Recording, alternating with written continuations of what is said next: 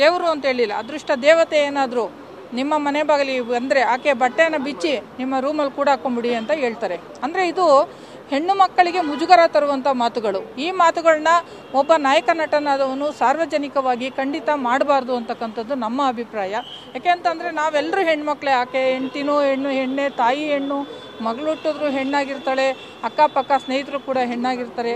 ಹೆಣ್ಮಕ್ಳಿಗೆ ಮೊದಲು ಮರ್ಯಾದೆನ ಕೊಡೋದನ್ನು ದರ್ಶನ್ ಕಲಿಬೇಕು. ಬರೀ ತೆರೆಯ ಮೇಲೆ ನಾಯಕ ನಟನಾಗಿ ಅಲ್ಲಿ ವಿಜೃಂಭಿಸಿದ್ರೆ ಸಾಲದು, ಹೊರಗಡೆನೂ ಅವರು ಹೀರೋ ಆಗಿರಬೇಕು. ಮತ್ತು ಈ ಒಂದು ಎಲ್ಲ ಇದನ್ನು ಬದಲಾವಣೆಗಳನ್ನ ಮಾಡ್ಕೊಬೇಕು, ಅವರು ತಿದ್ಕೊಬೇಕು. ಆಮೇಲೆ ಈ ಪದಕ್ಕೆ ಉತ್ತರ ಹೇಳಬೇಕು ನಮಗೆ. ಆಮೇಲೆ ಎಲ್ಲ ಹೆಣ್ಣು ಮಕ್ಕಳ ಕ್ಷಮೆ ಕೇಳಬೇಕು ಅಂತ ಅಂದ್ಬಿಟ್ಟು ನಾನು ಈ ಸಂದರ್ಭದಲ್ಲಿ ಮಹಿಳಾ ಆಯೋಗಕ್ಕೆ, ಯಾಕೆಂತಂದರೆ ಇವಾಗ ಸೆಲೆಬ್ರಿಟಿಗಳನ್ನ ನಾವು ನೇರವಾಗಿ ಹೋಗಿ ಕಾಂಟ್ಯಾಕ್ಟ್ ಮಾಡೋಕ್ಕಾಗಲ್ಲ, ಮಹಿಳಾ ಆಯೋಗದ ಮುಖಾಂತರ ಅವರಿಗೆ ಒಂದು ಇದನ್ನು ಕಂಪ್ಲೇಂಟ್ ಮುಖಾಂತರ ಅವ್ರನ್ನ ಕೇಳ್ತಾ ಇದ್ದೀವಿ. ಇದಕ್ಕೆ ಅವರು ಉತ್ತರ ಏನು ಹೇಳ್ತಾರೋ ನೋಡಿಕೊಂಡು ಮುಂದಿನ ದಿನಗಳಲ್ಲಿ ಅವರ ಮನೆ ಮುಂದೆ ಒಂದು ಹೋರಾಟವನ್ನು ಮಾಡಬೇಕು ಅಂತ. ಜಯಶಂಕರ್ ಜೇನು ಸಾಕಣೆ ಮಾಡಿ ವರ್ಷಕ್ಕೆ 3.5 ಕೋಟಿ ಗಳಿಸ್ತಿದ್ದಾರೆ. ನೀವು ಕೂಡ ಅವರಿಂದ ಕಲಿಬೇಕಾ? ಅವ್ರ ಜೊತೆ ವಿಡಿಯೋ ಕಾಲ್ನಲ್ಲಿ ಮಾತಾಡಬೇಕಾ? ಈಗಲೇ ಫ್ರೀಡಮ್ ಆ್ಯಪ್ ಡೌನ್ಲೋಡ್ ಮಾಡಿ.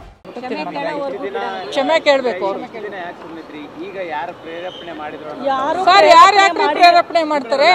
ಪ್ರೇರೇಪಣೆ ಯಾರು ಮಾಡಲ್ಲ. ನಾವು 3 ದಿವಸದಿಂದ ನೋಡಿದ್ವಿ, ಸೋಷಿಯಲ್ ಮೀಡಿಯಾದಲ್ಲಿ 3 ದಿವಸದಿಂದ ವಿಡಿಯೋ ಎಲ್ಲ ಮಾಡಾಕಿದ್ದೀನಿ ನಾನು. ಆಮೇಲೆ ನಾನು ವಿಡಿಯೋ ಮಾಡಾಕಿದ್ಮೇಲೆ ಎಲ್ಲರೂ ರೆಸ್ಪಾಂಡ್ ಮಾಡಿ ನನಗೆ ಫೋನ್ ಮಾಡಿದ್ರು, ಇದ್ರ ಬಗ್ಗೆ ಕಂಪ್ಲೇಂಟ್ ಕೊಡೋಣ ಅಂತ. ಪ್ರೇರೇಪಣೆ ಹೆಣ್ಮಕ್ಳಿಗೆ ಪ್ರೇರೇಪಣೆ ಯಾಕಬೇಕು?